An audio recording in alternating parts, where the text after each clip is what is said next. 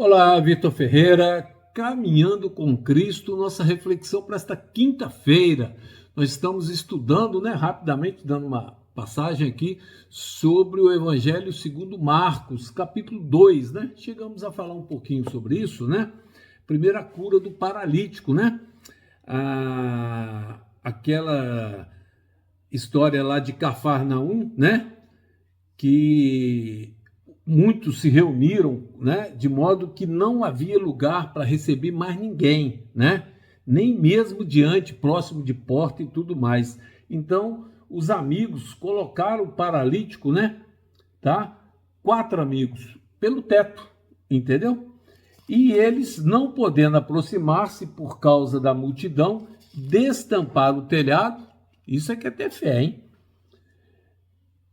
Onde estava Cristo, e fazendo uma abertura, eles baixaram o leito onde estava deitado o paralítico, Então desceu com o sujeito lá onde Cristo estava, E Jesus, vendo a fé deles, disse ao paralítico: Filho, teus pecados estão perdoados. Pronto. Bastou isso para que os fariseus que estavam ali com Cristo, falassem: quem é esse que está perdoando o pecado? Isso é blasfêmia, O homem não tem poder para perdoar pecado. O homem que se diz que pode perdoar pecados comete blasfêmia. Está na Bíblia isso, tá ok? Então não tem homem nenhum na terra, nenhum, que pode ter poder para perdoar pecados, tá? Poder para perdoar pecados é com Cristo Jesus, tá? Então, eles logo percebeu isso, E falou: o que é mais fácil, perdoar pecado ou curar esse homem aí? Aí mandou o cara levantar. Levanta, pega o seu leito e vai embora. Pronto. E assim foi feito. É que eu digo, é o poder criativo da palavra de Deus. E tudo que está na Bíblia é para que nós possamos sentir isso. No momento certo, Cristo vai nos dar. Temos muitas promessas na Bíblia, que é para mim e que é para você. Tá certo? Depois teve no capítulo 2 ainda o chamado de Levi, que ele foi já estruturando a equipe, dos apóstolos lá, E teve uma pergunta sobre jejum, E os discípulos de João e os fariseus jejuavam e vieram e disseram: por que jejuam os discípulos de João e os dos fariseus, mas os teus discípulos não jejuam? E respondeu-lhe Jesus: podem os convidados do noivo jejuar enquanto o noivo está com eles? Enquanto eles têm consigo o noivo, não podem jejuar. Mas dias virão em que lhes será tirado o noivo, e então hão de jejuar naqueles dias. Então o jejum é para hoje, porque já foi tirado o noivo. Quem é o noivo? Que diz aqui? Jesus, que morreu pelos meus pecados, pelo seu pecado, da sua família, da minha família, de toda a humanidade. Então nós devemos jejuar hoje, tá? Nós temos que ter não é todo dia, Mas você deve abster-se de algum alimento, aquilo que te idolatra. Eu vou dar um exemplo aqui: Coca-Cola, café. Eu vou passar uma semana sem tomar Coca-Cola. É uma abstinência, um jejum, Tá certo? E aí vem uma pergunta também muito interessante sobre o sábado. O sábado. E aconteceu que ele passava pelos campos de milho no dia do sábado, e os seus discípulos começaram a colher espigas enquanto caminhavam. Isso para os judeus era trabalho, e os judeus não trabalham ao sábado. E os fariseus lhe disseram: vê, por que eles estão fazendo no dia de sábado o que não é lícito? Ou seja, estavam colhendo espigas para comer. Mas ele disse-lhes: nunca lestes o que fez Davi? Quando teve necessidade, estava faminto, ele e os que com ele estavam? Como entrou na casa de Deus nos dias de Abiatar, sumo sacerdote, e comeu os pães da proposição, dos quais não era lícito comer, senão os sacerdotes, e deu-lhes também aos que com eles estavam. E disse-lhes: o sábado foi feito para o homem, e não o homem para o sábado. Portanto, o Filho do Homem é Senhor também do sábado, Essa questão do sábado é muito interessante, tá certo? Nós temos que ver na Bíblia, entender na Bíblia, tá? E aí eu digo qualquer Bíblia, Bíblia Ave Maria, Bíblia fiel, Eu estou lendo aqui a Bíblia de Estudo Legado, versão King James de 1611, a versão mais fiel que tem, tá certo? Mas tem a Thompson, né? Enfim, são vários editores e tudo mais. Pega a Bíblia, Ave Maria, vai lá em Êxodo, né? E vai lá depois em Deuteronômio, Êxodo 20 e Deuteronômio 5, tá? E depois do Deuteronômio 5, leia Deuteronômio 6, verso 1, tá ok? E você vai ver lá. E compara com os mandamentos que estão passando para você, né? Mandamento oriundo de tradição, E aí entra a questão do selo de Deus, o único mandamento que Deus determina de uma forma expressa que Ele é o Senhor, que Ele é dono de tudo, é o quarto mandamento. E Ele ainda manda assim: lembra-te do dia de sábado, lembra-te, prepara-te para o dia de sábado, tá? Então é um dia especial. E cabe a você analisar isso, se isso mudou, por que mudou. A história mostra isso. Procura um livro de história e você vai ver o que Constantino fez, o que acontecia para juntar o paganismo, essa coisa toda, como é que foi. É muito bonita a história disso. E está tudo relatado na Bíblia há muito tempo atrás, tá certo? Então, nós temos essas lições na Bíblia em que nós estamos, desculpe o termo, vacilando em não cumprir o que está na palavra do Senhor.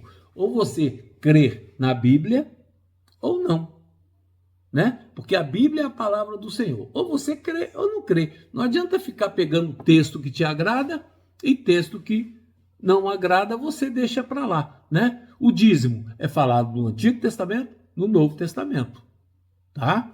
Então, né, você pega até muitas igrejas pentecostais, né, por exemplo, que não guardam o sábado, né? Tem lá seus motivos. Um deles é falar que os mandamentos era para os judeus, tá certo? Mas quando ele cai lá em Malaquias, ele pede o dízimo, ou seja, o Antigo Testamento vale, né? Que está falando lá que rouba ao Senhor e tal, nós já passamos por essa fase aí, tá ok? Aquele que não dá o dízimo está roubando de Deus, né? Deus diz isso em Malaquias, mas diz também no Novo Testamento, né? Então, o que cabe a nós? Nós estamos num tempo muito complicado, muito complexo, tá? E você precisa estudar Daniel, você precisa estudar Apocalipse para você entender o que está acontecendo. Você está sabendo, por exemplo, aí no Brasil, né? Já está se trabalhando na moeda digital, né? O Drex, é isso? Acho que o nome é Drex, que está para ser lançado em 2025, acho que está um pouquinho atrasado. Isso tudo vai de encontro ao fundamento da Bíblia, ao que está na Bíblia. Por quê? O governo vai passar a ter controle de tudo. E aí, aqueles lá no final, que seguem a Cristo, que seguem a lei de Deus, que seguem os mandamentos de Deus e o testemunho de Jesus, vão ser perseguidos e não vão poder nem comprar e nem vender. E eu tinha essa dúvida, como é que não vai poder? Se eu tiver dinheiro, eu compro. Só que o dinheiro vai ser digital e o governo vai ter o controle desse dinheiro.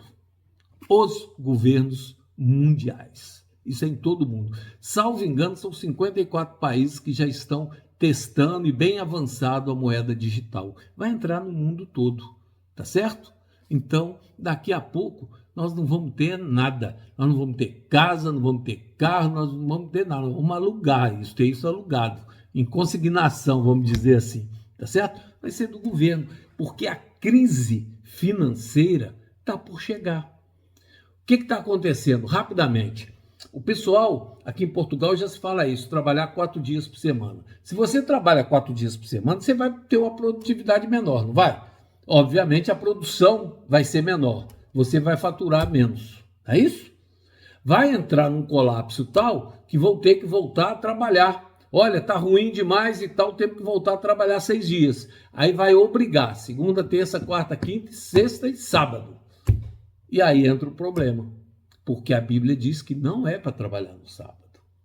Vai lá em Deuteronômio, vai lá nos mandamentos de Deus e tudo mais. E é o que eu digo, cabe a você refletir sobre o assunto, né? Não vá por A, por B, por C, pelo padre, pelo pastor. Estude a palavra do Senhor. Ela pede a presença do Espírito Santo e ela vai te esclarecer tudo. Vai te esclarecer tudo. Então não deixe de fazer isso, né? Agora, amanhã nós vamos entrar com o homem com a mão seca, depois a escolha dos 12 apóstolos, né? Uma multidão no mar, né? E vamos seguindo em frente aí já no capítulo 3 e 4 do livro de Marcos. Mas te recomendo, estude a palavra do Senhor. Ponha 40 minutos, começa com 20 minutos estudando a Bíblia, né? Busca uma sequência, as Bíblias dão uma sequência de estudo para você, tem um ano bíblico. Olha, estuda aqui, aí você vai ver que é um pouquinho aqui, um pouquinho lá. Você não pega a Bíblia de ponta a ponta, porque fica cansativo e às vezes você não consegue fazer conexão dos textos, tá certo? Então, se você pegar em Gênesis e ler o livro de Gênesis todinho, depois pegar Êxodo, tá, é interessante, pode fazer assim, pode, mas tem um planejamento que o pessoal já expert no assunto já fornece para ir te dando conexões, entendeu? Para você já ir formando a ideia daquilo que a Bíblia quer te dizer. Mas você estude do jeito que quiser. Só te recomendo o seguinte, não vem põe dedo. O meu versículo de hoje é esse aqui, que você pode chegar lá e tá assim, e Judas suicidou. Tá certo? Então não faça isso, tá bom? Tá? Que Deus te abençoe, te guarde, proteja sua família e te dê entendimento para que você, por conta sua, responsabilidade sua, estude a palavra de Deus e tire as suas conclusões. Peça ajuda a quem você confie e tudo mais, mas estude a palavra de Deus e tire as suas conclusões. Vê o que está te ensinando, está certo, está errado.